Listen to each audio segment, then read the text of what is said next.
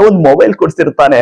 ಅಷ್ಟೊತ್ತಿಗೆ ನೀವು ನನ್ನನ್ನು ಇಷ್ಟೊಂದು ಪ್ರೀತಿ ಮಾಡ್ತಿದ್ದಾನಲ್ಲ ಪಾಪ ಅಂತ ಹೇಳಿ ಆತನನ್ನ ಅರ್ಪಿಸ್ಕೊಂಡ್ಬಿಡ್ತೀವಿ, ಪೂರ್ತಿಯಾಗಿ ನಮ್ಮನ್ನ ನಾವು ಒಪ್ಪಿಸ್ಬಿಡ್ತೀವಿ ಮಕ್ಕಳೇ.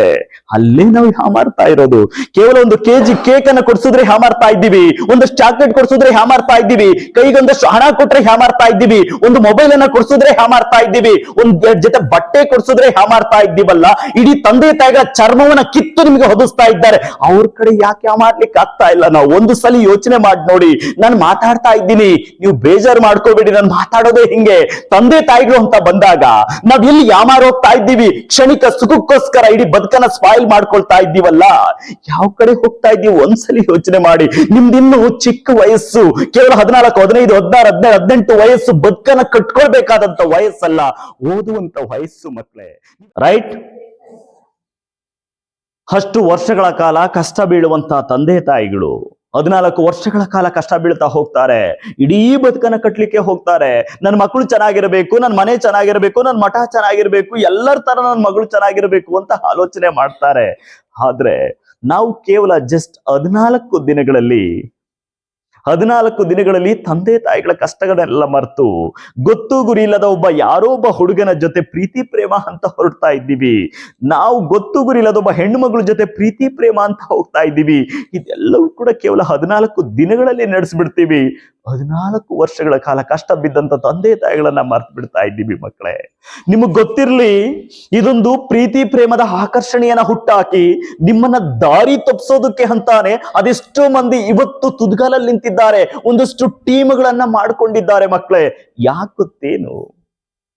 ನಿಮ್ಮನ್ನ ಅನುಭವಿಸ್ಬೇಕು ಅಂತ, ನಿಮ್ಮೇಲೆ ಅತ್ಯಾಚಾರ ಮಾಡ್ಬೇಕು ಅಂತ ಹೇಳಿ ಮಕ್ಕಳೇ.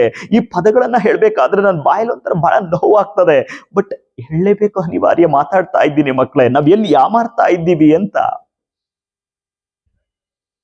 ಅವನೇನು ಮಾಡೋದಿಲ್ಲ, ಆರಾಮ್ಸೆ ಬರ್ತಾನೆ ಮಕ್ಳು. ನೀವು ಶಾಲೆಗೆ ಬರ್ತಿರ್ತೀರಿ, ಶಾಲೆಗೆ ಬರ್ಬೇಕಾದ್ರೆ ಅವನ್ ಯಾರೋ ಗೊತ್ತು ಗುರಿಲ್ಲದೊಬ್ಬ ಹುಡುಗ, ಪೊರ್ಕೆ ಹುಡುಗ, ಒಂದು ಬೈಕಲ್ಲಿ ಬರ್ತಾನೆ, ಸ್ಪೀಡಾಗಿ ಬರ್ತಾನೆ.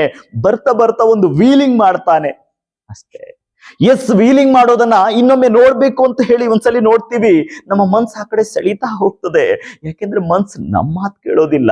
ಎಸ್ಪೆಷಲಿ ನಿಮ್ಮ ವಯಸ್ಸಿನ ಮಕ್ಕಳ ಮನ್ಸಂತೂ ಕೇಳೋದೇ ಇಲ್ಲ ಬಿಡಿ. ನಾನು ಇದನ್ನ ಅದಕ್ಕೆ ಹೇಳೋದಕ್ಕೋಸ್ಕರ ಬರ್ತಾ ಇದ್ದೀನಿ ಮಕ್ಳಿಗೆ. ಗೊತ್ತಿರ್ಲಿ, ಎಲ್ರು ಕೂಡ ತುಂಬಾ ಸೀರಿಯಸ್ ಆಗಿ ಆಲಿಸಿ. ನಾನು ಯಾಕೆ ಇದ್ರ ಬಗ್ಗೆ ನಾನು ಮಾತಾಡ್ತಾ ಇದ್ದೀನಿ ಅಂದ್ರೆ, ನಿಮ್ಮ ಮನೆಗಳೆಲ್ಲ ಅಕ್ಕ ತಂಗಿರಿದ್ದಾರೆ. ನಿನ್ ಅಕ್ಕ ತಂಗಿರ ಬಗ್ಗೆ ಮಾತಾಡ್ತಾ ಇದ್ದೀನಿ, ನನ್ನ ಮಕ್ಕಳ ಬಗ್ಗೆ ಮಾತಾಡ್ತಾ ಇದ್ದೀನಿ. ಯಾಕೆಂದ್ರೆ ನಾನ್ ಜಾಗೃತನಾಗ್ಬೇಕಲ್ಲ, ಅದಕ್ಕೆ ನಾನು ಇಷ್ಟೊಂದು ಮಾತಾಡ್ತಾ ಇದ್ದೀನಿ. ಒಂದು ಅರ್ಥ ಮಾಡ್ಕೊಳ್ಳಿ. ಬೆಳಿಗ್ಗೆ ಬರ್ಬೇಕಾದ್ರೆ ಬೈಕ್ ನಲ್ಲಿ ಸ್ಪೀಡ್ ಆಗಿ ಬರ್ತಾನೆ, ಒಂದ್ಸಲ ನೋಡ್ತೀರಿ. ಮತ್ತೆ ಸಂಜೆ ವಾಪಸ್ ಬರ್ತಾನೆ ನೀವು ಹೋಗ್ಬೇಕಾದ್ರೆ ಮನೆಗೆ. ಎಸ್, ಅವಾಗ್ಲೂ ನೋಡ್ತೀರಿ. ಹಿಂಗೊಂದು ವಾರ ಆಯ್ತು. ನೋಡಿ ನೋಡಿ ನೋಡಿ ನಿಮ್ಮ ಮನಸ್ಸು ಏನ್ ಮಾಡುತ್ತೆ ಅಂದ್ರೆ ಅಟ್ರಾಕ್ಟ್ ಮಾಡುತ್ತೆ, ಆಕರ್ಷಣೆ ಮಾಡುತ್ತೆ. ಎಸ್, ಇನ್ನೊಮ್ಮೆ ನೋಡ್ಬೇಕು ಅಂತ.